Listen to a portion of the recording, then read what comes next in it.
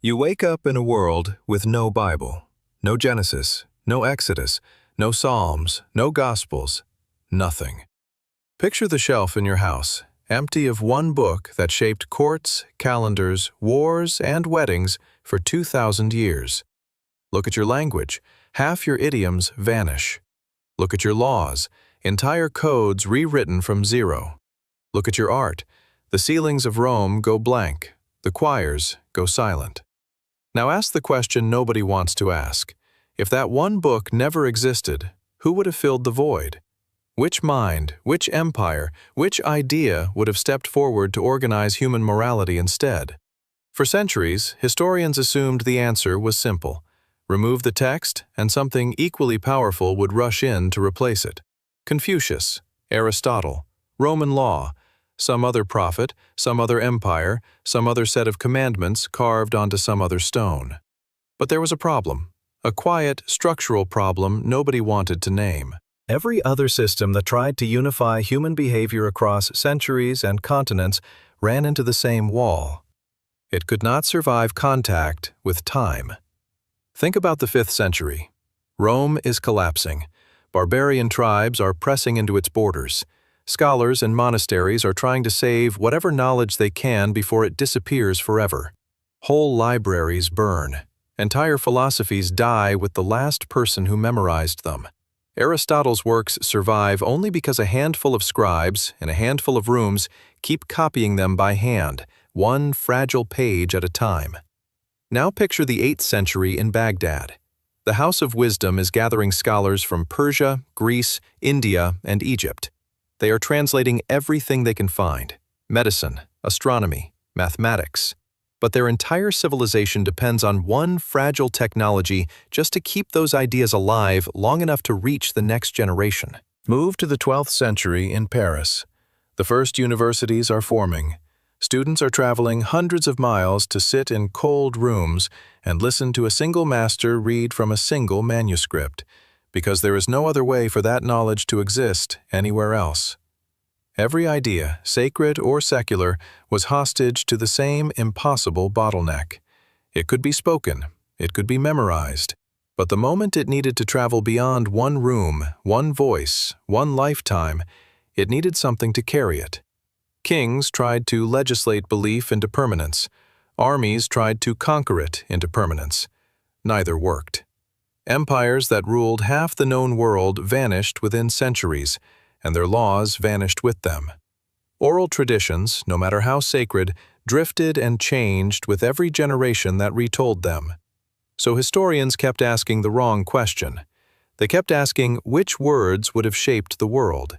They should have been asking something else entirely. Not which words, but what could make any words survive at all? Because the truth is this: the Bible did not shape the world through faith alone. It shaped the world because it solved a problem almost nothing else in human history had solved. It found a way to exist outside of memory, outside of a single speaker, outside of a single generation. For centuries, the real answer was not sitting in the theology. It was sitting in the material. Paper. Not the words on the page itself. Before the Bible could shape courts and kings, it needed a surface that would not rot in a monk's cold stone cell, would not dissolve in the rain crossing the Alps, and would not vanish when the person who memorized it died. Papyrus fell apart in humid climates. Parchment, made from animal skin, was strong but brutally expensive. A single, complete Bible written on parchment required the skins of over 200 sheep or calves. Most kingdoms on earth simply could not produce enough of it to matter. Then, paper arrived from China, moving slowly west through Central Asia, reaching the Islamic world by the 8th century, and finally into Europe by the 12th and 13th centuries. Cheaper, lighter, made from pulped linen and rags instead of livestock. And in 1440, in the German city of Mainz, a goldsmith named Johannes Gutenberg combined that paper with a movable type printing press. The result was not just faster copying, it was multiplication on a scale civilization had never witnessed. Before Gutenberg, a single handwritten Bible could take a monk nearly a year to complete. After Gutenberg, a print shop could produce hundreds in the same span. That is the moment the story changes. That is the hinge nobody talks about. The revolution was never really about the message. It was about the medium that finally let a message outrun time itself. Once paper solved the survival problem, everything accelerated. By 1500, an estimated 20 million books existed in Europe. 50 years earlier, that number was close to zero. And it was not only the Bible that rode this wave. Martin Luther's 95 Theses spread through German towns in weeks, not decades, because printers could copy his pamphlets onto paper faster than any authority could suppress them. Scientific papers from Copernicus and later Galileo used the exact same infrastructure to challenge the heavens themselves. Newspapers followed. Then pamphlets, fueling the American and French revolutions. Then scientific journals spreading germ theory, evolution, and the modern understanding of the physical universe.